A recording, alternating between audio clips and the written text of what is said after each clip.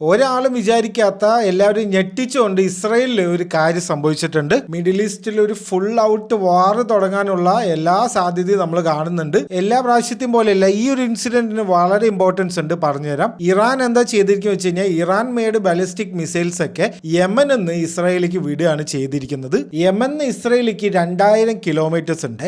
ഇത് ചുമ്മാ 2000 കിലോമീറ്റേഴ്സ് ഇല്ല, ഇതിന്റെ ഇടയിൽ 3 US നേവിന്റെ കപ്പലുകൾ ഫുള്ളി ലോഡഡ് ആയിട്ട് ഇങ്ങനെയുള്ള ആക്ടിവിറ്റീസ് മോണിറ്റർ ചെയ്യാൻ മാത്രം നിർത്തിയിട്ടുണ്ട്. അതും പോരാഞ്ഞിട്ട് ഇസ്രായേലിന്റെ 22 എയർ ഡിഫൻസ് പോയിന്റ്സ് ഉണ്ട്, ഇന്റർസെപ്റ്റർ ആയിട്ടുള്ള അയൺ ഡോം ഉണ്ട്. അപ്പൊ ഇത്രയും ആൾക്കാരെ പറ്റിച്ചുകൊണ്ട് യമൻ 2000 കിലോമീറ്റർ 11.5 മിനിറ്റിൽ ഒരു ബാലിസ്റ്റിക് മിസൈൽ വിടുകയായിരുന്നു. സെൻട്രൽ ഇസ്രായേലിലേക്കാണ് വിട്ടിരിക്കുന്നത്. ടെലവീവിൽ നിന്ന് കുറച്ച് ദൂരം മാത്രമേ ഉള്ളൂ. ഒരു എയർപോർട്ടിന് അടുത്ത് വന്നിട്ട് ഈ മിസൈൽ വീഴുകയായിരുന്നു. അയൺ ഡോം ഒന്നും വർക്ക് ചെയ്തിട്ടില്ല. ഇന്റർസെപ്റ്റ് ചെയ്യാൻ പോയ മിസൈൽസ് അത് വേറെ സ്ഥലത്ത് വീണിട്ട് കാട്ടുതീയൊക്കെ ഉണ്ടായിട്ടുണ്ട്. അപ്പൊ സെൻട്രൽ ഇസ്രായേലിൽ ഒരു മിസൈൽ എത്തിക്കാൻ പറ്റുമെന്ന് യമനും ഇറാനും കൂടെ തെളിയിച്ചിരിക്കുകയാണ്. ഇത് രണ്ടുപേർക്കും നല്ലതിനല്ല, ഇത് എന്തായാലും എസ്കലേറ്റ് ആവും.